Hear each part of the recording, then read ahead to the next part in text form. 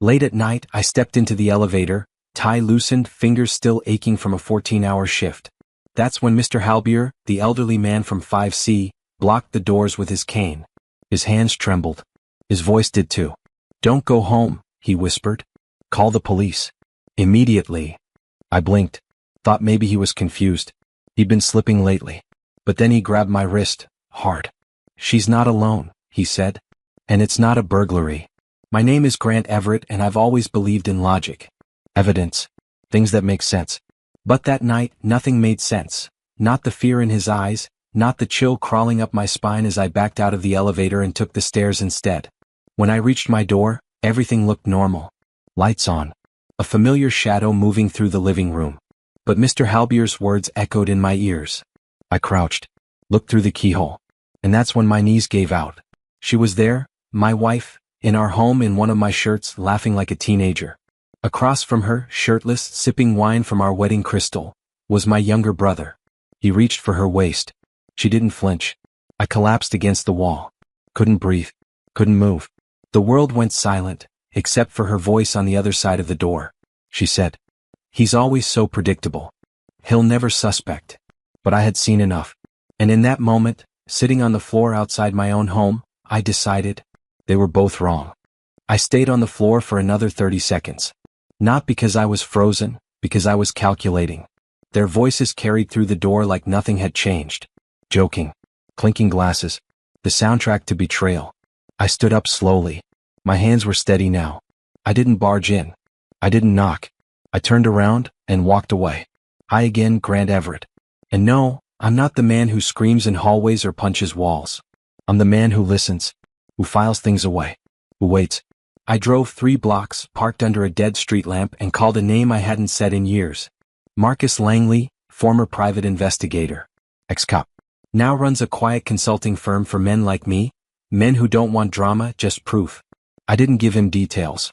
Just the address, the names, and one sentence. They think they're smart. I want everything. He replied, "You'll have it in 72 hours. I went home late, after 2 a.m. The apartment was quiet, lights off. My wife was already in bed, pretending to sleep. I got in beside her without a word. Her breathing stayed even. Practiced. She never asked where I'd been, because she thought I hadn't seen.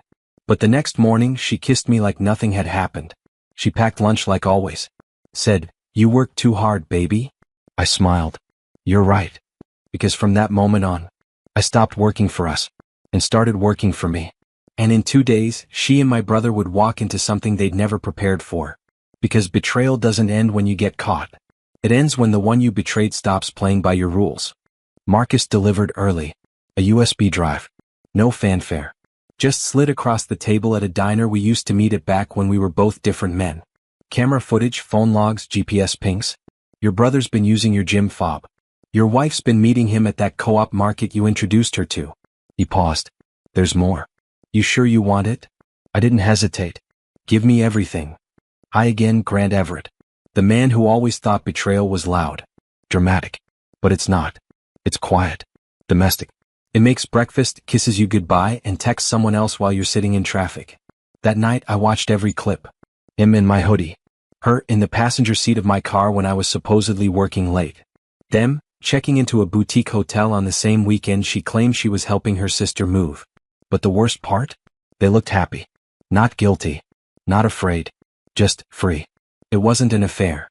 It was a relationship, one that existed parallel to mine. One that had outgrown the shadows and started building roots. I didn't scream. I didn't cry. I called my attorney. We updated the will. Revised the insurance. Drafted property separation clauses, pre-divorce. She didn't even notice the notary arriving later that week. She just signed the refinance forms I told her were urgent. But what she signed was a silent surrender.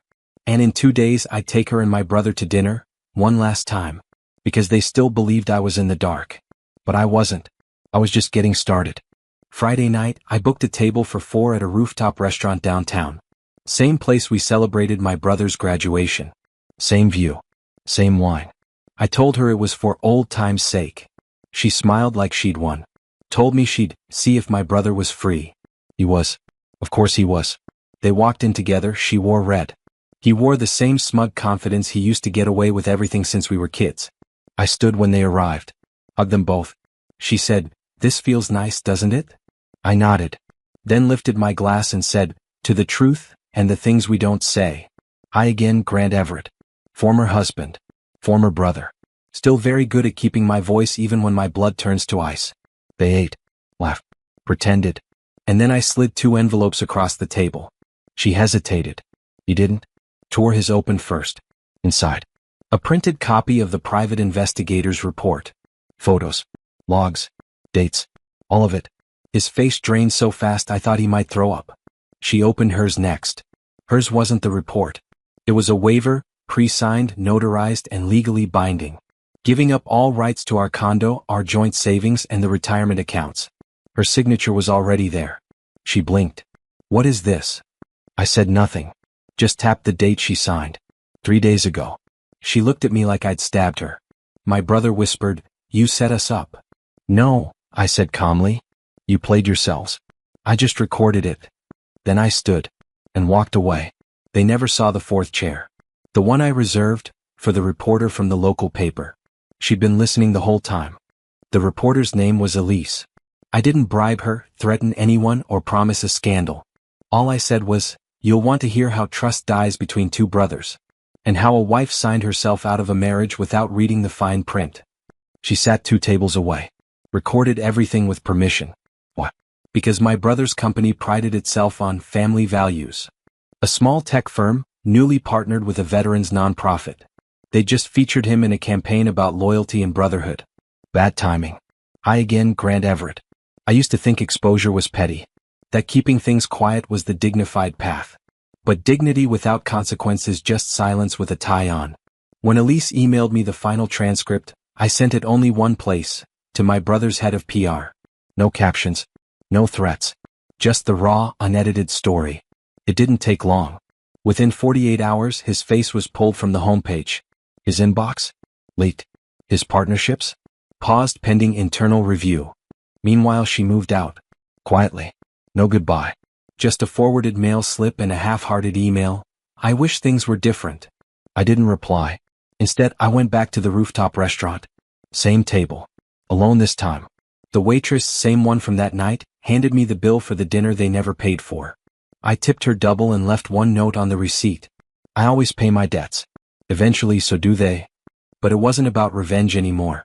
It was about finally owning the silence that used to be weaponized against me. And tomorrow?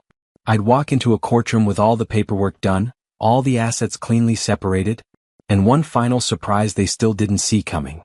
Court wasn't dramatic. That's the part no one tells you. No yelling. No slamming fists. Just paperwork, signatures, and eyes that avoid yours like the truth is too heavy to look at. She sat 2 seats away, makeup thinner, voice lower. No lawyer beside her. She couldn't afford one anymore.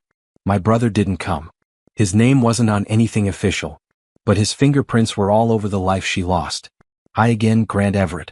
A man who once believed that if you gave people the benefit of the doubt, they'd give you honesty in return. Now, I deal in contracts, not assumptions. The judge reviewed the documents. Everything airtight. Thanks to Rachel, my attorney, and that one signature my wife never thought twice about. The judge asked her, "Do you understand what you're agreeing to?" She hesitated. Glanced at me. I didn't blink. She said, "Yes." And just like that, the home, the savings, the stocks, they were mine again. Not out of spite. Out of consequence. Outside the courtroom, she followed me to the parking lot. "I don't understand," she said.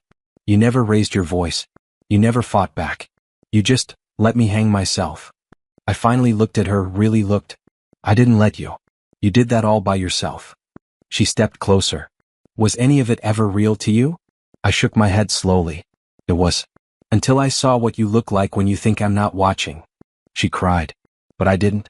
Because I wasn't angry anymore. I was done. She turned to leave. And that's when she saw him, standing across the lot, waiting by a cheap rental car, wearing sunglasses and shame. My brother. He wasn't there for her.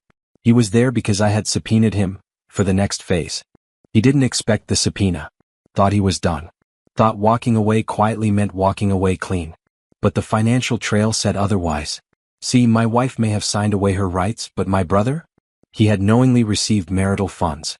Gifts, hotel stays, even an unauthorized loan from our shared line of credit. That made him liable. I watched from across the parking lot as he read the legal notice, the color draining from his face, the sunglasses suddenly useless. I, Grant Everett. The man they thought would never fight back. The one they thought would collapse in heartbreak and disappear. But heartbreak is not weakness. It's ignition. I didn't approach him. I didn't need to. My lawyer had already filed the claim: financial misconduct, civil liability, and intent to defraud. It wasn't criminal, yet. But it would be on record. His partnerships had already buckled from the PR fallout. This was the nail. He called me that night. First time in months. Grant, please. Don't do this. We're family. I didn't shout. I said, so was I when you kissed my wife in my kitchen. Silence. He whispered, you don't need to destroy me. And I replied, I'm not. I'm just documenting what you did, for everyone else you'll try to fool next.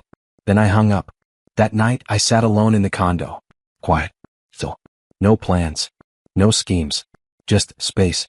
I didn't need revenge. I needed to breathe in a life without lies. But the next morning, I woke up to an email from a name I hadn't seen in over a decade. My brother's ex-fiancée.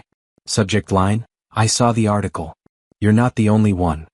I met her at a small coffee shop outside the city. She looked older, sure. But her eyes? Still sharp. Still steady. My name's Tessa, she said. We were engaged once years ago. He left in the middle of planning our wedding. She pulled out a slim folder. I didn't come empty-handed. Inside emails, texts, screenshots, bank statements. The same pattern. The same manipulation. The same fake apologies. And tucked between it all, a single notarized letter. A personal loan agreement. Dated 8 years ago. Unpaid. He used me, she said. Then ghosted me. I was too ashamed to go public. Until I saw your name in that article. I, Grant Everett. Not a hero. Not a victim. Just a man who finally stopped making excuses for people who never earned my protection. We talked for an hour. Then I connected her with my attorney. And with her evidence, we filed a joint civil case. Not for revenge, not for drama, but for pattern recognition. Because men like my brother don't stop until the world stops handing them silence. The story broke 2 weeks later. 2 victims. 2 timelines. 1 man. His career didn't just end, it collapsed under the weight of his own history. As for her, my wife, she disappeared from the city. Last I heard, she was working in a different state under her maiden name. I never responded to her last message. It just said, I miss who we were. I almost replied. But instead, I walked to the window, poured a drink, and sat in the home I now fully owned, rebuilt, repainted, mine. Because peace isn't found in destruction. It's found when you finally stop giving pieces of yourself to people who break them. I didn't destroy my brother. I just refused to protect his lies anymore.